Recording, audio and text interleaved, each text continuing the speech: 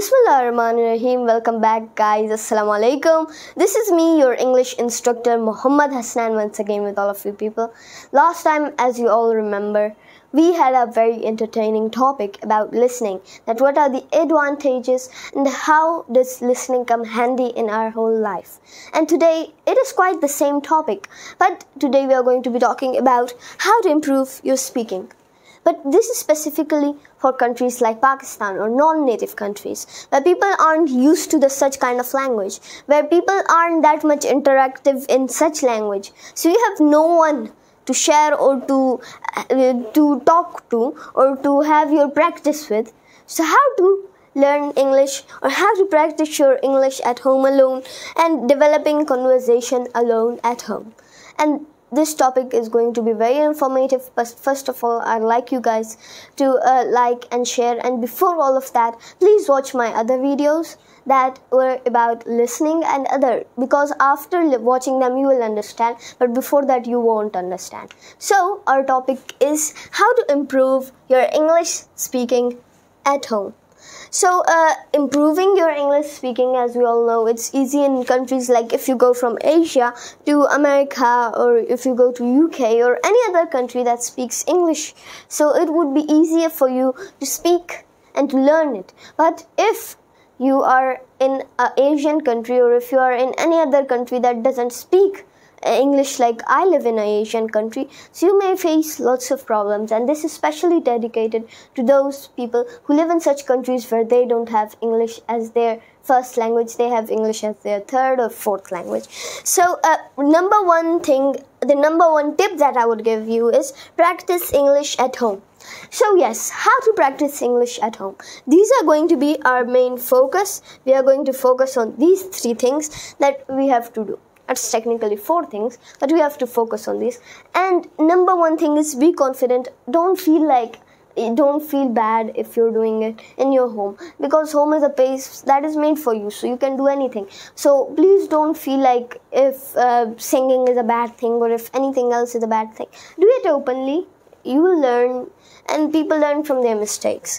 So number one is listen and repeat. Now, lots of you people, I know all of you watch movies, even most of you watch English movies, but because they can't understand English properly, they have to listen to the dubbing. So, for that, I have an easier option.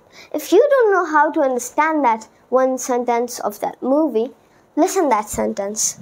Listen that sentence first of all 3 times or 4 times or any much, and then repeat. Each time it says that sentence, you have to repeat.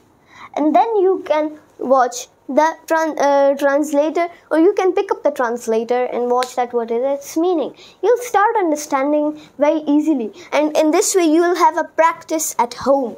This is a very easy and a very interactive way of doing it. Now, well, what do I do whenever I'm watching any kind of entertaining movie and there is a sentence that I don't understand? Not in English, but in other countries. Like I watch some movies that are including the language Chinese. I know somehow Chinese, but not that much, not the full Chinese. So I usually try to watch that sentence and I try to repeat, and I learned so many things. The first thing that I learned was how to say that I'm not trying to punch you. That was the first sentence that I learned. And after that, you can learn so much from that. And you can do so much with that. You can learn so much from that. It's easy to do, and you will do it very easily. Now, the second is tongue twisters. Now, as an Asian, I'm going to say a tongue twister in my language. For example, in my school, kids say khadak singh ke khadakne se khadakti hain khidkiyan, etc. Or they say chandu ke nana ne chandu ki nani ko chandnagar se na whatever. They say these kind of things. Now in English, what are tongue twisters? This was specially for the people who are watching to me in Hindi or who are watching me in Urdu. So now I'm gonna say in English, like which is which. This was my teacher's favorite. My teacher used to tell us tongue twister. He used to watch videos of tongue twisters, and in that, the one that he usually used to trick us with was which is which. Which is which. So, कौन सी चुड़ैल कौन सी है? Which which is which.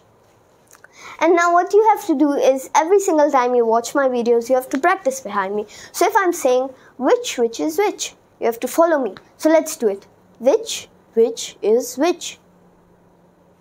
I want your review in the comment box. Which is which. Let's go a bit more faster. Which is which. I will take your people's review in the comment boxes. I am sadly saying I won't be able to reply, but I will watch your comments, so you can give me your own perspective in the comment box. So the thing that here, shadowing and singing are two different things, but I made them together so that it could be easier for you people to remember them. Shadowing, I would do it secondly. Let's do singing first because it's more easier and all of you know that. What is singing? Any song that you like. You can take that song, remember the lyrics, or listen to the lyrics, if that's in English or if that's in any kind of language. It doesn't matter. But if it's in any kind of language, you can just go listen to the lyrics. What is it speaking? When you listen to the lyrics, you can then put that lyrics in your mind. You can remember that lyrics and then speak it. Now, as a Muslim, my religion is Muslim, and even in other religions, some of the religions, they mind when you are talking in the shower, but other than that, you can talk. They also mind when you sing in front of elders. In some places like India, some places of India, they mind it when you sing in front of, but with friends, with your people of your own age, with teenagers, or with the people who are younger than you, you can sing. And they would practice with you, you would practice. It would be a fun learning way. Now, what is shadowing? This, I would give very much importance to the word shadowing. So, what is shadowing? Shadowing means, like, for example, there is a script that you like, or there is a sentence that you like, or any kind of story that you want to say. You can have that story. For example, I'm going to say the story of Red Riding Hood, for example, and I'm going to put my phone there and I'm going to behave with gestures, postures. If you are allowed, so you can record that with the phone and then watch to it. Like video recording, and if not, so you can have an audio recording of that, and after saying it fully, after forgetting that there was even a phone, you can listen that again and you can understand it. It's a fun way, it's an easy way, and you will watch that what are your problems, what are the things that you miss out on. So after shadowing, now let's go to a harder level. Now we are going to talk about these two things in developing conversation. What is developing conversation, by the way? When you develop a conversation with your own self, that can be called developing conversation. When you behave like if you're having a conversation. So there were lots of things, but because of some rules and regulations of our countries, or as I'm Asian, and mostly Asian countries have some rules. So I cannot make all of those things come here. But other than that, we have two things that I love. One is narration. You may have, for example, a movie. So turn off your volume, and when that movie starts, you can record your voice even. So when that movie starts, so what you can do is narrate on that movie. For example, if the main character is going, so I can say that the main character was running, and the villain was behind him, and he jumped off the cliff, and when he jumped, he fell and he broke his arm. He tried to rescue himself, but he couldn't, and he died. It was a bit violent, but I'm sorry, but it was a bit violent. But other than that, this is narration. Like if there is a story, there is a narrator you might have seen. Like for example, the Jungle Book. In that there is a narrator, or for example in anything, there are lots of narrations you can do. All of them come. And now my favorite of all, picture telling. Now, this is even a method in the army or in the mostly trainings of becoming on a high post. That they will give you a picture and you have to take out dozens of themes, dozens of meanings out of that picture. For example, there are multiple deep meaning pictures. For example, I was watching a picture in which they were showing that a person cutted a tree which was having fruits on it. He cutted that tree, took that wood and made a statue of a god and was saying that please God give me fruits. So that was a deep meaning. God was giving him fruits through that tree, but he couldn't understand the way of that. And even such like that, I would give you an example that once there was a person, for example, we usually say this, that he was on a cliff, on a very icy cliff, and he couldn't take it anymore because it was so much cold. He asked, and he was wishing in his heart that please God save me. A person came and said, give me your hand. He said, no, God will save me. Another person came, and 3 times people came, and when he died, he asked from God that why didn't you came? He said, I came for you in the shape of a human. So these are some deep meaning things. You can take out dozens of meanings, dozens of different themes out of that. So storytelling, the most important.